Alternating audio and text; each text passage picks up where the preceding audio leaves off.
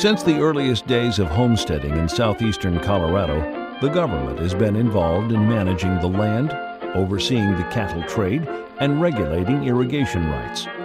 But when Colorado became a state in 1876, the federal government, following the Land Ordinance of 1785, set aside over 4 million acres with the express purpose of generating revenue for public education. These so-called school sections became a vital commodity for ranchers looking to make a living from the land. Dad and Mother wanted to start a ranch, so they bought that, took a little old spring wagon and took them calves out there and put them on this 160 acres, and then they got the school section out there. Lyman Edgar is a rancher who continues to lease land from the government. Dad saved a little money, and every time I have a little money, a couple of these land come up, bought that and just kept adding to it. We got about 20,000 acres we leased from the government, and we got 4 school sections. Altogether, this is about 30,000 acres. We'd go to ranch one, then we'd go to Tempest to eat dinner. And Mrs. Cochran had a restaurant, and we ate there. And I'd help her wash dishes, and she'd might give me a piece of pie and some ice cream afterwards. So that's a pretty good deal.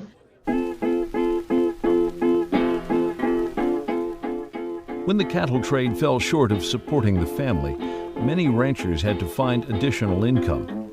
Their skills made them ideal candidates to work for the railroad, utility companies, and larger ranching operations, as well as the government agencies active in the region. Lyman Edgar worked for many years as a brand inspector.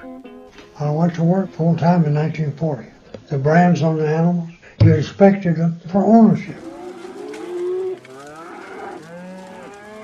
Well, I went along, I opened the gate, and Dad would inspect them. I'd stand behind it so they didn't run around me behind. And then when it got done, I would go to the gate and go to the next pen. Done that all day long. There's about 40 pens out there for the rail car. Load each car and get along. They'd have 30, 40 cars of cattle. All them cattle went to Arkansas.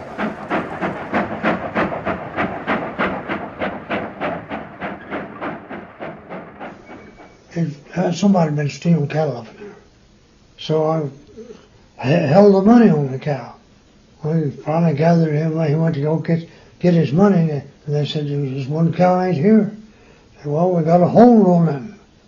"What do you mean a hold on it?" I said, "Well, don't have your brand on it." So we sold him in jail. We had first hearing, and then they let him out on bail, come back before he sent him. I'd come up out of it, and was right in the middle of this little short alley. This old boy just come up and haul off and hit me in the nose, pretty tough. I've had 23 broken bones.